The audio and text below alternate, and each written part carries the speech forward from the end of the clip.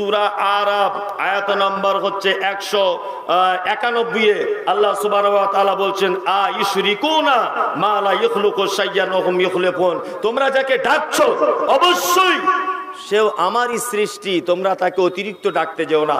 শিরক মারাত্মক বড় পাপ, এটা থেকে দূরে থাকবেন। 2, শিরক কত বড় পাপ আপনাকে একটা জিনিস বলে দিই, খুব বুঝতে সুবিধা হবে আপনার। কি বলে দিই? আচ্ছা, আপনারা এখানে যারা বসে আছেন, আল্লাহ ছাড়া কারু কাছে চাওয়া পাওয়া কিছু যায়? কিছু যায়? বলুন। কিছু যায় না। আমি এটা প্ল্যাটফর্ম, রেল স্টেশন, আমি এখানে দাঁড়িয়ে আছি, আমি এখানে কি দাঁড়িয়ে আছি, ওইখানে একটা মৌলভী সাহেব দাঁড়িয়ে আছে, তা আমি এখানে দাঁড়িয়ে দাঁড়িয়ে একটা বিস্কুট আর চা খাচ্ছি, ধরে নেন। একটা প্ল্যাটফর্মে কুকুর ঘুরছিল। আচ্ছা বলুন তো, এই কুকুরটা ঘুরতে ঘুরতে ওর কাছে দাঁড়াবে না যে চা খাচ্ছে তার কাছে দাঁড়াবে? কোনটা? যে চা খাবে তার কাছে দাঁড়াবে। কারণ কুকুরও বোঝে। কুকুর কি বোঝে? না, কুকুর বোঝে যে ওই মৌলভী সাহেবের কাছে দাঁড়ালে একটু বিস্কুট ভেঙে দিতে পারে। তাহলে কুকুর অবলা প্রাণী, ও জানে যে কার কাছে গেলে বিস্কুট পাওয়া যায়, কার কাছে গেলে রুজি পাওয়া যায়, তাই না? কিন্তু বর্তমানে কিছু মানুষ রয়েছে, কারা তারা? তারা যায় মাজারে, নতুন গাড়ি কিনেছে, মাজারে যাচ্ছে কি করতে? যাতে গাড়ি অ্যাক্সিডেন্ট না হয়। আচ্ছা, হুজুরেরই তো অনেকবার গাড়ি অ্যাক্সিডেন্ট হয়েছে, হুজুরের গাড়ি তো অনেকবার অ্যাক্সিডেন্ট। দোকান করেছে, বলছে যাতে বেশি করে বেচা কেনা হয়, একটা তাবিজ দিয়ে দেন। আরে হুজুরের যদি এতই কেরামতি, হুজুর তোমাকে তাবিজ দিয়ে লাখ টাকার ব্যবসায় প্রতিষ্ঠিত করে দিতে পারছে, তো হুজুর তো নিজে ঘরে বসে থেকে খাবে, তাবিজ কেন বিক্রি করে খায় হুজুর? হুজুর তাবিজ বিক্রি করতে যায় কেন? আমি মমতাজুল ইসলাম ভণ্ডামি ফাঁস করে দিয়েছি।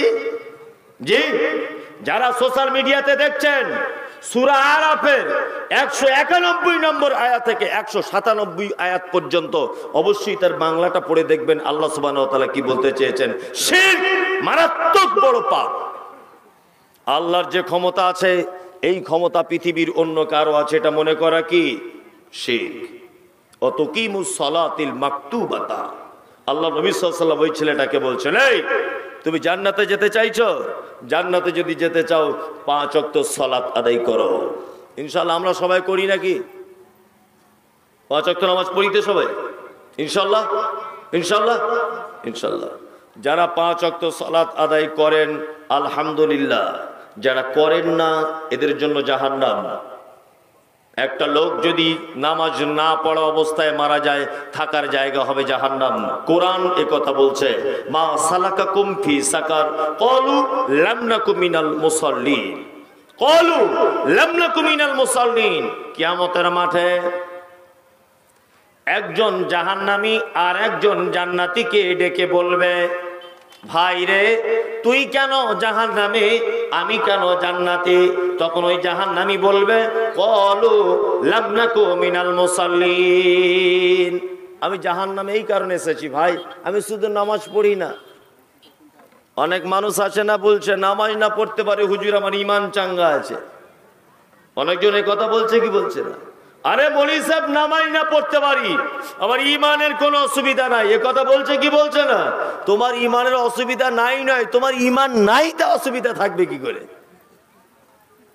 হ্যাঁ, তোমার তো ঈমানই নাই, তোমার আবার সুবিধা অসুবিধার আবার কি আছে? এ কথা আমি অনেক জায়গায় বলি। একদিন মাদ্রাসায়, আমার মাদ্রাসায় বসে আছি, তা একটা ছাত্রীর বাপ এসেছে, এসে বলছে আমাকে, হুজুর আমি একটা পাপ কাজ থেকে সারা জীবন বেঁচে আছি, আপনারা যতই বড় বক্তা হন আর যাই হন, এই পাপ থেকে আপনারা বাঁচতে পারবেন না। আমি বললাম কি ভাই? বলছে আমি জীবনে কোনো মেয়ে ছেলের মুখ দেখিনি। আমি বললাম তাহলে আলহামদুলিল্লাহ। না ভাই, আমি বাসে ট্রেনে ঘুরি, আমি অনেক মেয়ে টেয়ে দেখি, চোখে পড়ে দেখি না, দেখি। তো ও তখন বলছে নিজ জীবনে আমি কোনো মেয়ের মুখ দেখিনি। আমি তখন মনে মনে ভাবছি, আল্লাহ, এ তো মানুষ না, এ তো ফেরেশতা। তাহলে হ্যাঁ, এ তো ফেরেশতা হবে নিশ্চয়, মানুষ হতে পারে না। লোকটা অজুখানাতে মাদ্রাসাতে অজু করতে বসেছে, চশমাটা খুলেছে, তা দেখছি লোকটা অন্ধ। তাই বললাম, ভাই তোমার তো মেয়ে ছেলে দেখার মেশিনই নাই, তো দেখবে কি করে? তো তো মেশিন খারাপ। আমার মতো মেশিন যদি তোমায় থাকতো তবেই তো তুমি দেখতে পেতে। জি, তোমার তো মেশিন নাই, তো ওর ঈমান খারাপ হবে কি করে? নামাজ পড়ে না বলে তো ঈমানই নাই, তবে খারাপ হবার গল্প কি করে? জি, ও তো ঈমানই নাই। মারাত্মক বড় একটা ইবাদত, তার নাম কি? সালাত। আল্লাহ নবী সাল্লাল্লাহু আলাইহি ওয়াসাল্লাম ছেলেটাকে বলছে তুমি 5 ওয়াক্ত সালাত আদায় করবে, অততে যাকাতিল মাফরুজাতা, আর যাকাত দিয়ে দিবে। তোমার যদি বছরে যাকাতের হিসাবে যদি তুমি চলে আসো, আমরা মুসলিম সমাজ যাকাত দিই, যত লোক যাকাত দিই তার থেকে বেশি মানুষ নিজের যাকাত নিজে খাই। 50 লাখ টাকার মালিক রমজান মাসে যাকাত দেয়, কি করে না 100টা শাড়ি কিনে আনে, 100টা লুঙ্গি কিনে আনে। কে তোমার শাড়ি লুঙ্গি কিনতে বলেছে? এই যাকাত কি তোমার টাকা নাকি তা তুমি লুঙ্গি কিনতে গেলে? যাকাত আপনার টাকা যে আপনি শাড়ি কিনতে গেলেন? সবাই যদি তাকে গরিব মানুষকে লুঙ্গি আর শাড়ি আর ব্লাউজ দেয়, তো ঈদের দিনে ওর মাংসকে কিনতে টাকা দিবে? ওর মাংস কিনতে টাকা কে দিবে? ওর সিমাই কিনতে টাকা কে দিবে? হ্যাঁ, ওর বাড়িতে আত্মীয় স্বজন আসবে, রুটি পাকাবে, আটা কেনার টাকা কে দিবে? যাকাতের টাকা নিয়ে খুব ফুটুর ফুটুর করছে না, 20টা শাড়ি কিনে এনে বিলি করছেন। একদম নয়, টাকা হয়েছে যাকাতের টাকা দিয়ে দেন। ও টাকা নিয়ে যা পারবে ও করবে নিজের ইচ্ছাতে, ওর টাকাতে আপনি হাত লাগাবেন কেন? যে রমজান মাস এসেছে বলছে খুব জাকাত দেয়, সব মাদ্রাসা থেকে আসছে। কোন মাদ্রাসা? শুক্রাবাদী, 20 টাকা লেখো। মালতীপুর 50 টাকা লেখো। জালালপুর মাদ্রাসা 100 টাকা লেখো। অমুক মাদ্রাসা 200 টাকা লেখো। জাকাত হয়েছে টোটালে 1.5 লাখ টাকা। 20টা মাদ্রাসায় 50 টাকা করে দিয়ে জাকাত আদায় হয়ে গেল। 8 টাকা ও আর ওর বউ ওর ছেলে মেয়ে সবাই মিলে ভাগ করে খায়। এই তো আমাদের চরিত্র। আজকে মুসলিম সমাজের এত অবনতি কেন জানেন? তার অনেক কারণ আছে। আপনাদের গ্রামে কোনো ভিখারি আছে? কথা বলুন, একজন হাত তুলে বলুন। একজন আছে? কেউ আছে ভিখারি যে ভিক্ষা করে? আচ্ছা আচ্ছা, এই ভিক্ষা বন্ধ হয় না কেন? ওই যে লোকটা ভিক্ষা করে সমীক্ষা করে দেখবেন ও মরণ পর্যন্ত ভিক্ষা করবে, মরণ পর্যন্ত। এই গ্রামে 500 লোকের বসবাস। এই 500 লোক মিলিয়ে ওই লোকটা সংসারটা চালিয়ে দেওয়া যায় না? যায় কি যায় না? যাদেরকে আল্লাহ যাকাত দিয়েছে, কেন বছরের শেষে রমজান মাসে ওকে একটা রিক্সা কিনে দেওয়া যায় না? আর 5000 টাকা দিয়ে 2টো মনোহারি থালা বাসন কিনে দেওয়া যায় না? তুমি ব্যবসা করো, আগামী বছর থেকে আর ভিক্ষা করবে না। এই সিস্টেম করা যায় কি যায় না? যায়। কিন্তু আমাদের এসব কিছু করি না। ভিক্ষা করতে আসছে, 2 টাকা দিয়ে দিলাম, মিটে গেল। আপনারও 2 টাকা দিয়ে গায়ে লাগলো না, আর ওরও 2 টাকা করে 50 জন দিলে 100 টাকা হলো, ওরও সংসার ভালো করে চললো না। তার মানে ভিক্ষাও করতেই থাকবে, ভিক্ষাও করতেই থাকবে। আপনার গ্রামে যে 2টো ভিখারি আছে, এই 2টো ভিখারির দায়িত্ব যদি আপনারা গোটা গ্রামের মানুষ যদি নেন, প্রত্যেক গ্রামের মানুষ যদি নিজেদের গ্রামের ভিখারিগুলোর দায়িত্ব নেয়, তাহলে আর ভিক্ষুক থাকবে না, কমবে না, বাড়বে? কোনটা? একটাও থাকবে না। ওকে আল্লাহ টাকা দিয়েছে, লুঙ্গি কিনে এনে রমজান মাসে বিলি করছে। কি একেবারে দানির বেটা, একদম নয়। অতাহুজ্জাল বাইত, আল্লাহ নবী সাল্লাল্লাহু আলাইহি ওয়াসাল্লাম তিনি বলছেন, কাবা থেকে ফেরত আসার মতো টাকা যদি তোমার কাছে থাকে, অবশ্যই তুমি একবার হজ করে এসো। এখন তো আবার হজ করা নয়, এখন হজ করা নয়, এখন সব মানুষ হয়েছে সেলফি হাজি। হজ করতে যাচ্ছে আর এইরকম করে ছবি তুলে ছাড়ছে, বুঝছি কেমন হচ্ছে দেখো। হ্যাঁ, পা কোথাকারে হজ করতে যাচ্ছে আবার সাথে করে ক্যামেরাম্যান নিয়ে যাচ্ছে। কাবা শরীফে তোয়াফ করছে, ওটা আবার ক্যামেরা করে দেখাচ্ছে। আমাদের হুজুর এখন তোয়াফে মগ্ন, হুজুর এখন নেড়া করছে, সেটাও আবার দিচ্ছে। জি, হুজুর হজ করতে গিয়ে নেড়া হচ্ছে, সেটাও দিচ্ছে। এরপরে দেখবেন হুজুর পায়খানা করতে যাবে, সেখানেও ক্যামেরা লাগানো আছে। আশ্চর্য ব্যাপার। আপনি জানেন না যে দান করার কারণেই অনেক মানুষ জাহান্নামে যাবে? দান করার কারণে অনেক মানুষ জাহান্নামে যাবে, শুধু দান করার কারণে জাহান্নামে যাবে। এই ঘটনা আমি অনেকবার বলেছি, আবার আপনাকে বলছি। প্রথম যখন লকডাউন শুরু হয়, প্রথম লকডাউন যখন শুরু হয়, তখন আমি শিয়ালদা প্ল্যাটফর্মের একদিন গেলাম কোন রাত্রিতে কোন একটা কাজের জন্য। খুব মন দিয়ে কথাটা শুনুন। তা একটা অসুস্থ মানুষ ছিল হসপিটালে, তার সঙ্গে দেখা করতে গেলাম। তা শিয়ালদা প্ল্যাটফর্মে ঘুরছি, আমার 4 চাকা গাড়িটা এক সাইডে রেখে, আমি, আমার স্ত্রী আছে। আমি রুগীটা দেখার সময় যখন ফিরছি, তখন দেখছি একটা যুবক ছেলে আর একটা যুবতী মেয়ে দুজনা দেখি ঘুরছে, দুজনের হাতে দুটো করে 4টে ব্যাগ রয়েছে। আমি আস্তে আস্তে করে ছেলেটার কাছে গেলাম, গিয়ে বললাম, ভাই বাড়ি কোথায়? বলছে কলকাতা চিড়িয়া মোড়ে, দমদম। তাই বললাম, কি ব্যাপারে এত রাতে ব্যাগ নিয়ে কি দিচ্ছেন লোকগুলোকে? তখন বলছে, হুজুর আপনাকে তো চিনি না জানি না, তারপরেও বলছি লকডাউন হওয়ার কারণে শিয়ালদা প্ল্যাটফর্মে ট্রেন সব বন্ধ, যাত্রীদের যাতায়াত বন্ধ, দোকানপাট সব বন্ধ। এই পাগলগুলো এরা এখানে সব পড়ে আছে না খাওয়া অবস্থাতে। ওই জন্য আমি আর আমার স্ত্রী দুজন অফিস থেকে বাড়িতে এসে বিরিয়ানি তৈরি করে বা সাদা ভাত রান্না করে সব পাগলগুলোকে 1 প্লেট করে খাবার দিই আর 1 বোতল করে পানি দিই। আমি বললাম, ভাই আপনার এই কাজকে আমি স্যালুট জানাই। আমি কি একটা ফটো করে আমি কি সোশ্যাল মিডিয়াতে আপনার জন্য কিছু বলতে পারি? আমাকে তখন ছেলেটা বলছে, মৌলভী সাহেব আমি জাতিতে খ্রিস্টান, তবে শুনুন সোশ্যাল মিডিয়াতে আসার জন্য আমি এই কথা বলছি না। এই কাজ আমি ঈশ্বরকে খুশি করার জন্য করছি, পৃথিবীর কোনো মানুষকে জানাবার জন্য এই কাজ আমি করছি না। খ্রিস্টান জানে কোনো কিছু করতে গেলে গোপনে করতে হয়, আর মুসলমান তুমি লকডাউনে দুটো কাউকে চাল দিয়েছো, সেইটা ক্যামেরা করে আবার ফেসবুকে ছেড়ে দিচ্ছ। আমাদের গ্রামে আব্দুর রহমানের খাওয়া হচ্ছিল না, 2 কেজি চাল দিয়েছি আবার ক্যামেরা করে ছেড়ে দিয়েছি। কেন? আপনি যে ভাইয়ের ছবি ক্যামেরাতে ছাড়লেন, ওই ভাইয়ের মেয়ে জামাই থাকতে পারে কি পারে না? তার আত্মীয় স্বজন থাকতে পারে কি পারে না? হ্যাঁ, তার আত্মীয় স্বজন তার মেয়ে যখন শ্বশুর বাড়িতে দেখবে আজকে আমার আব্বা বড় অসহায়, এই জন্য আমার আব্বা 2 কেজি চাল পেয়েছে, আমার আব্বাকে সোশ্যাল মিডিয়াতে ছেড়ে দেওয়া হলো। শ্বশুর বাড়ি তার জায়ের কাছে, তার ননদের কাছে, তার শাশুড়ির কাছে অপমান হবে কি হবে না? হবে, যে তুই একটা ভিখারির মেয়ে। কেন এগুলো?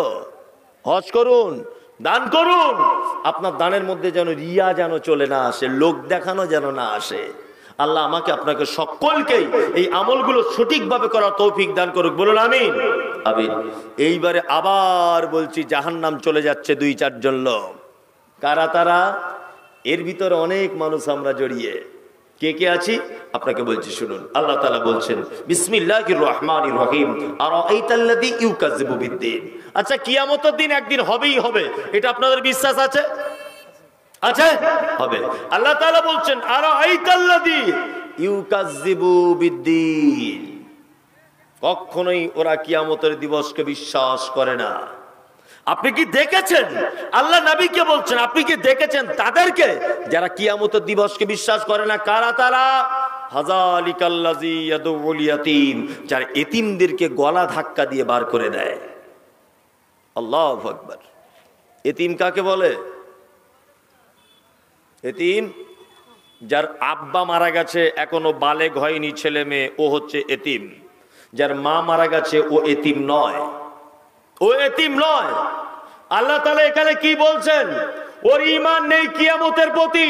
কে সে? যে এতিমকে গলা ধাক্কা দিয়ে বাড়ি থেকে বার করে দেয়।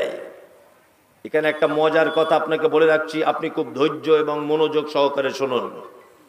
আচ্ছা বলুন তো, এখানে আল্লাহ এই আয়াতে এতিমের পক্ষে না বিপক্ষে? কোনটা? আল্লাহ এতিমের পক্ষে, যে ওদের সঙ্গে অসৎ ব্যবহার করিও না। এবার আপনাদেরকে একটা কথা জিজ্ঞেস করছি, খুব মন দিয়ে উত্তরটা দেবেন। যারা জমি জায়গার ব্যাপারে একটু বোঝেন বা মুহুরি টাইপের একটু বোঝেন, আপনারা এরকম কেউ আছেন যে আমি একটু জমি জায়গার ব্যাপারে বুঝি? মুহুরি হতে হবে না, এমনি একটু বোঝেন কেউ আছেন এখানে? একজন, আলহামদুলিল্লাহ, হাত নামান। আমি কিচ্ছু জিজ্ঞেস করব না, আমি একটা কথা শুধু আপনাকে জিজ্ঞেস করব। কথাটা কি? আচ্ছা, আমি মমতাজুল ইসলাম, আমার আব্বা বেঁচে আছে, আমার একটা ছেলে আছে, আমার ছেলে আর আমার বাপ বেঁচে আছে। আপনারা দুজন উত্তরটা দেবেন। আমার বাপ আর আমার ছেলে বেঁচে আছে, আমি মাঝখান থেকে মারা গেলাম। আচ্ছা বলুন তো, আমার বাপের সম্পত্তি আমার বেটা পাবে কি পাবে না? আপনি তার মানে বুঝতে পারেননি। পাবে? পাবে না। ইয়েস, পাবে না। ফারায়েজ হিসাবে আল্লাহর ঘোষণা অনুযায়ী ও পাবে না। নাউজুবিল্লাহ, কথাটা বলতে চাইছি না, তবু আপনাকে বলছি। তাহলে আল্লাহ একই মুখে 2 রকম কথা। জি, প্রথম বললেন এতিমদের সঙ্গে অসৎ ব্যবহার করিও না, তারপরে কি বলছেন? যে দাদু বেঁচে আছে, পোতা বেঁচে আছে, মাঝখানে বেটা মারা গেছে, পোতা সম্পত্তি পাবে না। এ কঠিন বড় গেঁড়া কল। আল্লাহ সুবহানাহু ওয়া তাআলা, অনেক দাদু আছে না? এইরকম দাদু নাই? যে বেটা মারা গেছে বলে পোতাকে ফাঁকি দেবে বলে বৌমাকে মিথ্যা অপবাদ দিয়ে বাড়ি থেকে তাড়িয়ে দিয়েছে? আছে না? আছে? ওই দাদু, আল্লাহ আপনাকে এই কারণে ওর নির্দিষ্ট মানে ওর মিরাস বার করে, এই কারণে ওর মিরাসটা বার করা হয়নি, ওর অংশটা আল্লাহ এমনি বার করেনি। এই জন্য, কিসের জন্য?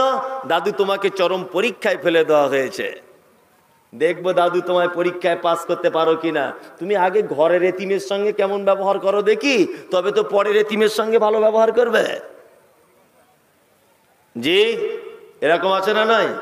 অনেক দাদু আছে সমাজে, অনেক এতিমরা এগুলো ধুকছে।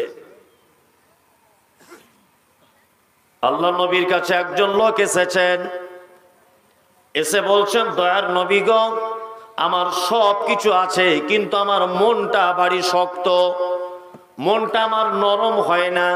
বিশ্ব নবী বলছেন, তুমি বাড়ি ফিরে যাও, তোমার পড়শিদের ভিতরে যদি কোনো এতিম বাচ্চা যদি থাকে তাহলে তুমি তার মাথায় হাত বুলিয়ে দাও, আল্লাহ তোমার মনটাকে নরম করে দিবে, আল্লাহ তোমার মনে শান্তি দিবে। তুমি এতিমের মাথায় হাত বুলিয়ে দাও। বন্ধুরে আমার, আপনার কাছে বিনীত অনুরোধ করে বলছি, পৃথিবীতে জান্নাতে যাওয়ার অনেক মাধ্যম রয়েছে। বাপ মাকে সেবা করে জান্নাতে যাওয়া যায়, পিতা মাতাকে সেবা করে জান্নাতে যাওয়া যায়, দান করে জান্নাতে যাওয়া যায়। এর মধ্যে এটাও রয়েছে, এতিমকে 1 টাকা দিয়ে সহযোগিতা করলে এর বিনিময়েও জান্নাত পাওয়া যায়। এর বিনিময়েও জান্নাত পাওয়া যায়। বাজারে ঘুরছিলেন, দোকানে আপনার পোতাকে নিয়ে দোকানে গেলেন, আপনার পোতার জন্য 4টে লেজ কিনে দিলেন, 2টো ক্যাডবেরি কিনে দিলেন। পাশে একটা এতিম বাচ্চা ছেলে আছে, তার আব্বা নেই। অবশ্যই আপনি আপনার পোতাকে 4টে ক্যাডবেরি দিলে ওকে অন্তত পক্ষে 1টা ক্যাডবেরি কিনে দেন, ওকে একটা অন্তত পক্ষে দেন, আল্লাহ খুশি হয়ে যাবে। আর আমরা কি করছি?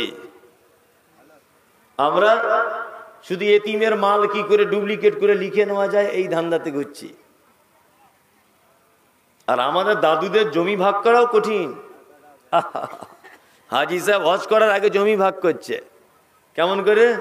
4টে বেটা 3টে বেটি, 4টে বেটাকে দেখে বলছে, এক কাজ কর, তোরা রাস্তার ধারে মেন ফন্ডের জমিগুলো তোরা 3 ভাই লে, তোরা 4 ভাই ভাগ করে লে। আর বেটিগুলোকে বলছে, এক কাজ কর, তোরা তো পরের ঘরে চলে যাবি, ওই বিলের মাঝখানে একটা জমি আছে, পানি জমে থাকে, ওইটা তোরা 3 গুণে ভাগ করে লে। ও যে প্লেনে করে হজে গেছে, মনে মনে ভাবছি প্লেন তো ভেঙে যাওয়ার কথা, ও পৌঁছালো কি করে আরব পর্যন্ত? এই জমি ভাগের যা ক্যাপাসিটি, তো প্লেন ভেঙে মরে যাওয়ার কথা। কি বলছি বুঝতে পারছেন না? এরকম জমি ভাগ করে না, সব মেয়েগুলোকে ফাঁকি দিয়ে দিয়েছে। এত বড় বড় দাড়ি, টিবিল হাজি, টাকা বেশি হয়েছে, হজ করে এসেছে, আর তসবি নিয়ে ঘুরছে। ফেরেশতারা মনে মনে এরকম লাঠি শান দিচ্ছে, আয় তুই একবার, তো তসবি বার করে দেবো, আয়। জমি ভাগ করার সময় মেয়েগুলোকে দিয়েছে রাস্তার এই মাঠের বিলের মাঝখানে, আর ছেলেগুলোকে মেন ফন্ডে। ফেরেশতারাও লাঠিতে তেল লাগাচ্ছে, একবার এসো হাজি সাহেব, তোমায় কি করি, পালিশ করে ছাড়বো তোমাকে, খুব সাবধান। অত ভাগ করার ঢং কিসের? মারা যাবেন সবাই, যে যার পেয়ে যাবে। অত ভাগ করার কিসের? যদি ভাগ করতেই হয়, বড় করে আলেমের কাছে গিয়ে জমির টোটাল অংশ ফেলে দেন, এত আমার ছেলে, এত আমার মেয়ে, আমার, আপনি দয়া করে একবার ভাগটা বিলি বন্টন করে দেন, হয়ে যাবে। অত দায়িত্ব নিতে যাবেন কেন? শুনুন, আপনাকে ইনসাফ করার কথা বলা হয়েছে। বেটা মারা গেছে বলে পোতাকে জমি দেবেন না, ডুপ্লিকেট করে কবরে ঢুকে যাবেন, এ বুদ্ধি কে দিল? ইনসাফ করতে হবে এতিমের প্রতি। অবশ্যই এতিমকে যদি আপনি 1 টাকা দিয়ে যদি সহযোগিতা করেন, বিনিময় কি? জান্নাত। বিনিময় জান্নাত। একটা লম্বা চওড়া হাদিসের ঘটনা আপনার সামনে পেশ করছি, খুব মন দিয়ে শুনে নেন। আল্লাহ নবী সাল্লাল্লাহু আলাইহি ওয়াসাল্লামের কাছে একটা ছেলে এসেছে। হাদিসটা শুনতে হাসিও পাবে, মজাও লাগবে, তবে মন দিয়ে শুনুন, তাহলে মজা লাগবে। আল্লাহ নবীর কাছে একটা ছেলে এসেছে, একদম বাচ্চা ছেলে। আল্লাহ নবীকে এসে বলছেন, আল্লাহ নবী, আমি এতিম, আমার আব্বা নেই, আমার একটা খাজুরের বাগান আছে, আমার বাগানের পাশে আর একটা লোকের একটা বাগান আছে। যখন আকাশে ঝোড়ো হাওয়া হয়, ওর বাগানের খেজুর আমার দিকে আসে, আমার বাগানের খেজুর ওর দিকে যায়। আল্লাহ নবী, লোকটা খুব খাতারনাক, খুব বদমাইশ টাইপের লোক, ও আমাকে বারবার মারতে আসে। আল্লাহ নবী, আমি মনে মনে ভেবেছি দুটো বাগানের মাঝখানে সীমানা ধরে যদি একটা প্রাচীর তুলে দিই তাহলে কি এটা ঠিক হবে না? বিশ্ব নবী বলছেন অবশ্যই তুমি প্রাচীর তুলে দাও, যাও। বাচ্চা ছেলেটা গেল, গিয়ে প্রাচীরের কাজ শুরু করে দিল, সীমানা ধরে করছে। একটা গাছ এইভাবে লেগে গেল। কিভাবে? এইভাবে, ওর অর্ধেক এর অর্ধেক। বাচ্চা ছেলেটা, ওই বাগানের মালিকের নাম আবু লুবাবা, আবু লুবাবাকে গিয়ে ডেকে বলছে, ভাই তুমি গাছটা কেটে নাও, আর না হলে আমাকে বিক্রি করে দাও, তোমাকে পয়সা দিচ্ছি। তখন আবু লুবাবা বলছে, গাছ কাটবো না, বিক্রি করবো না, আমার গাছ যেখানে আছে ওইখানেই থাকবে। কিছু লোক আছেন আমাদের সমাজে এইরকম বদমাশ কোয়ালিটির। মসজিদের বাথরুম ঘর হচ্ছে, এক হাত জায়গা দিলে বাথরুমটা একটু বড় করে হয়, তো ওকে বারবার যাচ্ছে, সুলেমান চাষা একটু জায়গাটা দিলে ভালো হতো না, কত টাকা নিবে বলো? ও তখন গরম দিয়ে বলছে, আমি দিব না, যেমন হচ্ছে ওই রকমই কর। মানে এমন গরম দেখায় যেন ওর বাপের আর ওর কবর হবে ওইখানটায়, এমন গরম দেখায়। গরিব মানুষ জায়গা কিনেছে একটা জমির পাশের জমিতে, প্রথম জমিওয়ালার মালিকের রাস্তা নাই, দ্বিতীয় মালিকের রাস্তা নাই। প্রথম জমির ফন্টে যে আছে তার কাছে বারবার যাচ্ছে গরিব মানুষটা, চাচা একটু রাস্তাটা দাও না 3 ফুট, তাহলে বউ ছেলে নিয়ে একটা ঘর করে কোন রকম একটা ঝুপড়ি করেও থাকতে পারি। ও তখন 3 লাখ টাকার জায়গার দাম চাইছে 13 লাখ টাকা। এটা তো আপনার আমার চরিত্র, ঠিক বলছি কিনা বলুন? এটা আপনার আমার চরিত্র এটা। অথচ মোহাম্মদ সাল্লাল্লাহু আলাইহি ওয়াসাল্লাম বলেছেন, কোন মুসলিম যেন আর একটা মুসলিমের যেন রাস্তা যেন আটকিয়ে না দেয়। কখনোই রাস্তা আটকাতে পাবেন না আপনি। তা ওই লোকটা তখন বলছে, গাছ কাটবো না, বিক্রি করবো না, তো যা ইচ্ছা তাই কর। বাচ্চা ছেলেটা আল্লাহ নবীর কাছে এসেছেন, এসে বলছেন, আল্লাহ নবী ঘটনা এই এই এই ঘটেছে। বিশ্ব নবী বললেন, ওই বাগানের মালিককে একবার ডাকো। ওই বাগানের মালিককে ডাকা হলো। বিশ্ব নবী বলছেন, ও আবু লুবাবা, এ তো একটা ইয়াতীম বাচ্চা ছেলে, প্রাচীরটা যাতে সোজা হয় সেই কারণে গাছটা নয় তুমি কেটে নাও, নয় গাছটা তাকে বিক্রি করে দাও। ও তখন বলছে, আল্লাহর নবী গো, আপনার সব কথা মানবো, এই কথাটা মানবো না, গাছ বিক্রি করব না, গাছ কেটেও নেব না। আল্লাহর নবী বলছেন, দেখো এতিমের উপরে জুলুম করিও না, এতিমকে কষ্ট দিও না, কিয়ামতের মাঠে কিন্তু বিপদে পড়ে যাবে। ও তখন বলছে, আল্লাহর নবী, আমি যতই বিপদে পড়ে যাই তবু আপনার কথাটা আমি মানতে পারলাম না। আল্লাহ নবী বলছেন, আবু লুবাবা, ওই খাজুরের গাছটা এই লোকটাকে দাও, এতিমটাকে, বাচ্চা ছেলেটাকে, আর জান্নাতে একটা খাজুরের গাছ নাও। তখন ওই লোকটা বলছে, জান্নাতেও গাছ চাই না। কত ভালো লোক তাহলে ভাবুন, কি বলছে, হুজুর জান্নাতেও গাছ দরকার নাই। আশ্চর্য ব্যাপার নয়? আশ্চর্য ব্যাপার। এই বলে বিশ্বনবী থামলেন না, আবার বললেন, ওই বাগানের মালিক তুমি শোনো, তোমাকে জান্নাতে যে খাজুরের বাগানটা দেওয়া হবে, ওই বাগানটা 100 বছর যদি একটা ঘোড়া যদি একভাবে দৌড়াতে থাকে তবুও তোমার ওই জান্নাতের গাছের ছায়াটা পর্যন্ত শেষ করা যাবে না, এত বড় খাজুরের গাছ তোমাকে দেওয়া হবে। বলছে, আল্লাহ নবী আপনি আমাকে যতই বুঝান আমি বুঝবই না, আমি বুঝবই না। কিছু লোক আছে না আমাদের গোদা বাংলায় বলে এঁড়ে লোক, তাকে জীবনে কোনদিন বোঝা যায় না, টেঁড়া লোক আর কি, জীবনও তাকে আপনি বোঝাতে পারবেন না যতই আপনি বোঝান। একটা লোক তর্ক করেছে, বলছে একে একে কত হয়? বলছে 2 হয়, সবাই জানে। তা সেই লোকটা একজনের সঙ্গে তর্ক করছে যে একে একে 2 হয়, এটা তো সবাই জানে। ও তখন বলছে, ধ্যাৎ, একে একে 3 হয়। তখন ও বলছে, আরে একে আর একে 3 হয়? বলছে, হ্যাঁ 3 হয়। বলছে, 3 যদি না হয় তাহলে আমার বউকে তোকে দিয়ে দেবো। ও বলছে, এখন ও ঘরে এসে বলছে, কই গো খাদিজার মা, তর্ক করেছে এক জায়গাতে একে একে 3 হয়, এখন তোমাকে দিয়ে দেওয়ার কথা আমি তো বলে দিয়েছি ওকে, তা ও যদি আমায় বুঝিয়ে দিতে পারে যে একে একে 2 হয় তাহলে তোমাকে ওকে আমায় দিয়ে দিতে হবে। তখন ওর স্ত্রী খুব কেঁদে কেঁদে বলছে, কি সর্বনাশ জাহান্নামী লোক তুমি, আমাকে নিয়ে তর্ক করলে, তাহলে আমাকে আজকে থেকে তোমার কাছে থাকা যাবে না, ওর কাছেই যেতে হবে। তখন ওই লোকটা বলছে, ওরে আমি বুঝবো তবেই তো তোকে দেবো, আমি তো বুঝবোই না, আমি তো বুঝবোই না, যতই আমাকে বুঝাক, যতই বুঝাক আমি বুঝবোই না। কি বলছে বুঝতে পারছেন না? তো এই লোকটাকে আল্লাহর নবী বারবার বলছে এই জান্নাতে যে খাজুরের গাছটা পাবে, এই গাছটা 100 বছর দ্রুতগামী একটা ঘোড়া যদি ছোটে তবুও জান্নাতের ছায়া শেষ হবে না এই গাছটা। লোকটা তখন বলছে আমার কিছু শোনার দরকারই নাই। ওই মজলিসে বসেছিলেন একজন বিখ্যাত সাহাবী আল্লাহর নবীর, নাম হলো তার আবু দাহাদা। আবু দাহাদা একদম লাফিয়ে উঠলেন, আল্লাহর নবীকে বলছেন, আল্লাহর নবী, এতিমকে যদি ওই গাছটা দান করা হয় জান্নাতে এত বড় গাছ পাওয়া যাবে, এত বড় জান্নাত পাওয়া যাবে। আপনি কি শুধু ওই বাগানের মালিকের জন্য বললেন না পৃথিবীর প্রতিটা মানুষের জন্য বললেন? বিশ্ব নবী বলছেন, আমি মুহাম্মদ সাল্লাল্লাহু আলাইহি ওয়াসাল্লাম পৃথিবীর সমস্ত মানুষের জন্য বলে গেলাম, এতিমকে যদি কেউ সহযোগিতা করে অবশ্যই তার জন্য জান্নাত একটা খাজুর গাছের জামিনদার আমি মুহাম্মদ সাল্লাল্লাহু আলাইহি ওয়াসাল্লাম নিয়ে নিলাম। আবু দাহাদা বলছেন, আল্লাহর নবী, আমার একটা বড় খাজুরের গাছ আছে, বাগান আছে। আবু দাহাদা মজলিস থেকে চলে গেলেন। ওই বাগানের মালিক যে ওই যে একটা গাছ নিয়ে ঝামেলা করছে তার কাছে গিয়ে বলছে, ওই বাগানের মালিক শোনো, আমার একটা বড় বাগান আছে, ভিতরে মনে হয় 600-700 খেজুরের গাছ, তার ভিতরে আছে আমার বিল্ডিং বালাখানা সবকিছু, তার ভিতরে আছে পানির কূপ, তোমাকে সবটা দিয়ে দেবো আমি, এই খেজুর গাছটা তুমি আমাকে দাও। তখন বলছে, তুমি আমাকে আর কি করছো? হ্যাঁ, আজে বাজে ইয়ার কি করছে না করছে। কিপটে মানুষ আছে না, দেখবেন এরকম মানুষ আছে কি না? জি, কিপটে মানুষ আছে খুব। একটা লোকের 4টে সোনার কয়েন হারিয়ে গেছে। কি বলছি মন দিয়ে শুনবেন, কটা কয়েন? 4টা সোনার কয়েন রাস্তাতে পড়ে গেছে। লোকটা ছিল খুব বখিল লোক, মানে এত চামার যে মুখে বলা যায় না। এখন 4টে সোনার কয়েন হারিয়ে গেছে। এখন ওই লোকের একটা বন্ধু ছিল, খুব অন্তরের বন্ধু। এই বন্ধুর মেয়েটা এখন রাস্তা দিয়ে হেঁটে হেঁটে প্রাইভেট পড়তে যাচ্ছিল। প্রাইভেট পড়তে গিয়ে এখন ওই 4টে সোনার কয়েন ও পেয়েছে। এখন এরা দুই বন্ধু গল্প করেছে। ও কৃপণ লোকটার তো মন খুব খারাপ যে 4টে সোনার কয়েন হারিয়ে গেছে। ওর বন্ধুর সঙ্গে গল্প করেছে।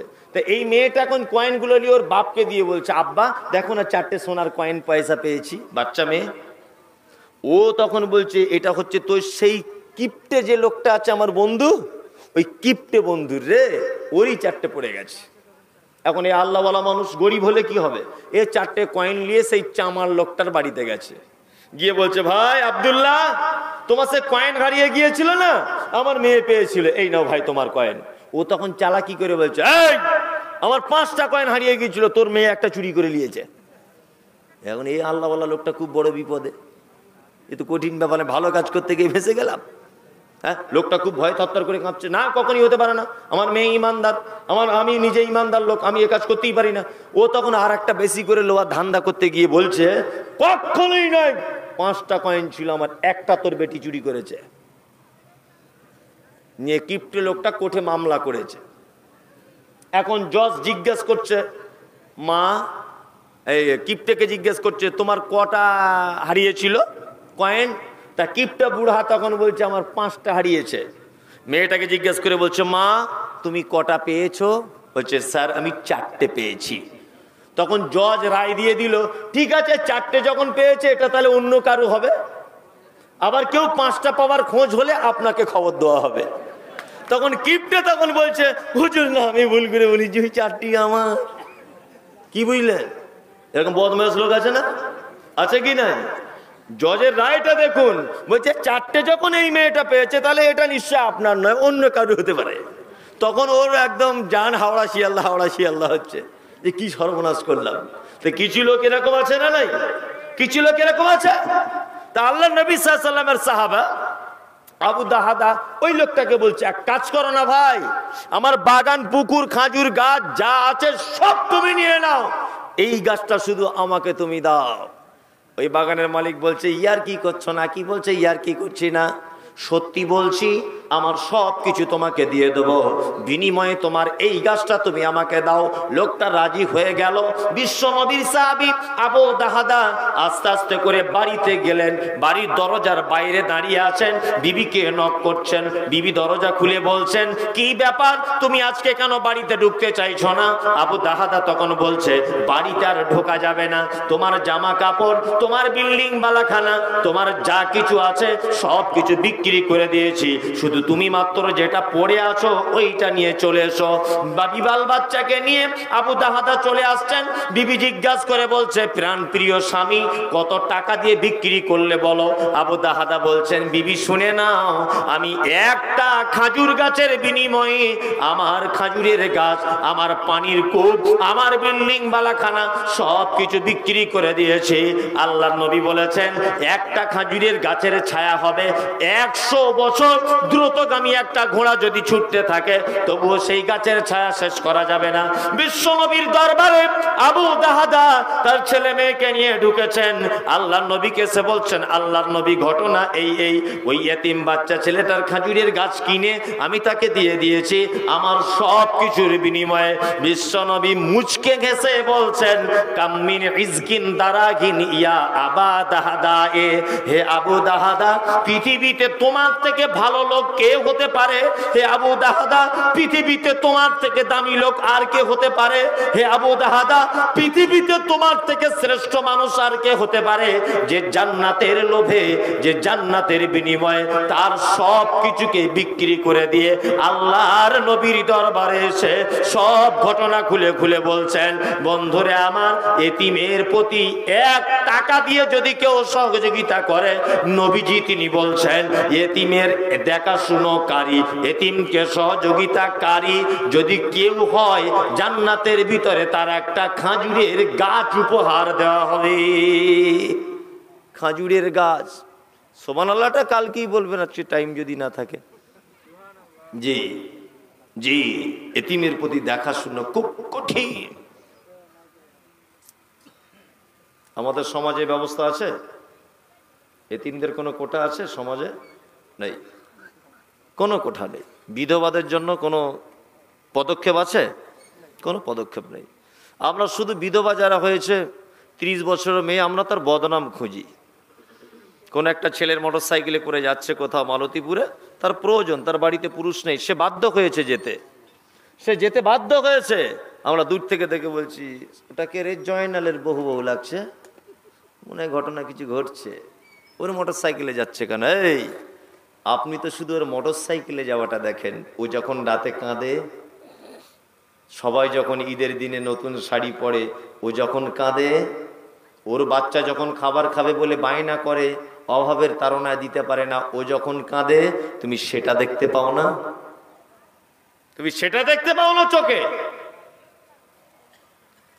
আল্লাহ সুবহানাহু ওয়া তাআলা বলছেন, ফাযালিকাল্লাযী ইয়াদুল ইয়াতীম ওয়ালা ইয়াহুজ্জু আলা তুআমিল মিসকিন, যারা মিসকিনদেরকে খাদ্য দানে উৎসাহিত করে না, এদের জন্য জাহান্নাম। ফকির কাকে বলে আর মিসকিন কাকে বলে এটা জানেন? জি, এটা জানেন? জানেন না? আপনাকে বলে দিচ্ছি, আমি মুমতাজুল ইসলাম, আমি রিক্সা চালাই। আমি কি করি? রিক্সা চালাই। এখন আমার সারা বছর রিক্সা চালানোর পরে 15,000 টাকা জমা হয়েছে। 15,000। ডাক্তার হঠাৎ করে বলছে, আমার ছেলের হাড়ের অপারেশন লাগবে, খরচা এখন 1.5 লাখ। আচ্ছা বলুন তো দেখি, আমি 15,000 টাকার মালিক, ডাক্তার বলছে 1.5 লাখ টাকা খরচা, আমার পক্ষে এত টাকা জোগাড় করা সম্ভব? সম্ভব? কখনোই সম্ভব নয়। তাহলে আমি বাধ্য হয়ে আপনার কাছে চাইতে যাব। আমি হলাম ফকির, মিসকিন, যে নিঃস্ব, যার কাছে কিছুই নেই, এ হচ্ছে মিসকিন। আল্লাহ তাআলা বলছেন, যারা মিসকিনদেরকে খাদ্য দানে উৎসাহিত করে না। তারপরে আল্লাহ তাআলা বলছেন, ফাওয়াইলুল লিল মুসাল্লিন, ওই সমস্ত নামাজীদের জন্য জাহান্নাম।